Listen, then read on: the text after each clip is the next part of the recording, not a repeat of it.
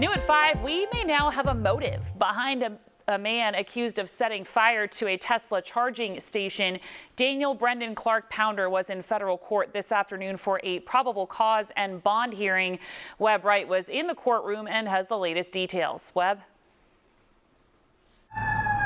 That's right. Clarke-Pounder was charged with arson of property and interstate commerce related to that Tesla charging station incident.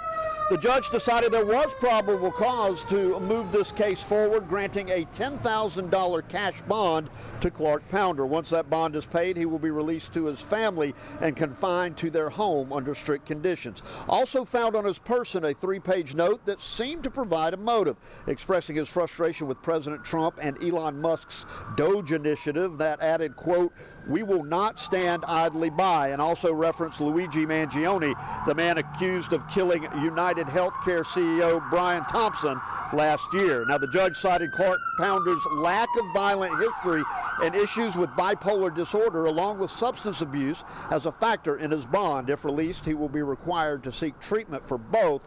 While the prosecution looked to deny bond, they were happy with the conditions the judge proposed.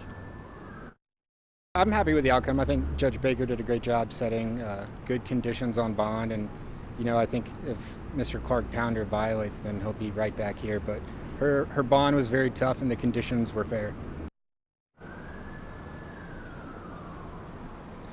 An ATF agent took the stand today testifying about surveillance footage showing a man in a black mask, sweatshirt, and gloves using what was described as a, quote, Molotov cocktail to set fire to the charging station. A sweatshirt, gloves, and a sticker associated with gas cans were found in a vehicle registered to Clarke-Pounder.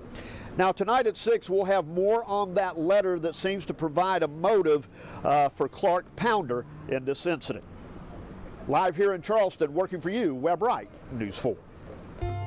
A court appearance today for Daniel Clarke-Pounder gave us a glimpse into his motive in an alleged arson. The charge stems from his actions at a bank of Tesla charging stations near Tanger Outlets in North Charleston. Webb Wright was in court today and has the latest details. Webb? Now, during this hearing in U.S. federal court, prosecutors pointed to one piece of evidence they found on Clarke-Pounder, and that was a 3-page note highlighting frustrations with President Trump and the Elon Musk Doge initiative. Now, in the letter, parts of which were read in court, Clarke-Pounder wrote, "We the people are not afraid of you, and the people are losing their voice." He also referenced Luigi Mangione, the man accused of killing United Healthcare CEO Brian Thompson last year, in the letter as well. Meanwhile, the judge found there was probable cause to move the case forward, but set bond at $10,000, and that's a cash bond. If paid, Clarke-Pounder will be released to his family for home confinement with very strict conditions.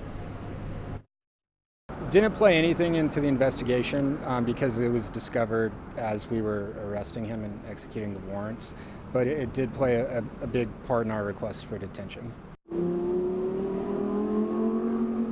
Ultimately, the judge cited Clarke-Pounder's lack of a violent history and the need for treatment as outlined in the bond agreement. Now, prosecutors told me this charge of arson of property and interstate commerce carries a minimum sentence of 5 years and a maximum sentence of 20 years. Live in downtown Charleston, working for you, Webb Wright, News 4.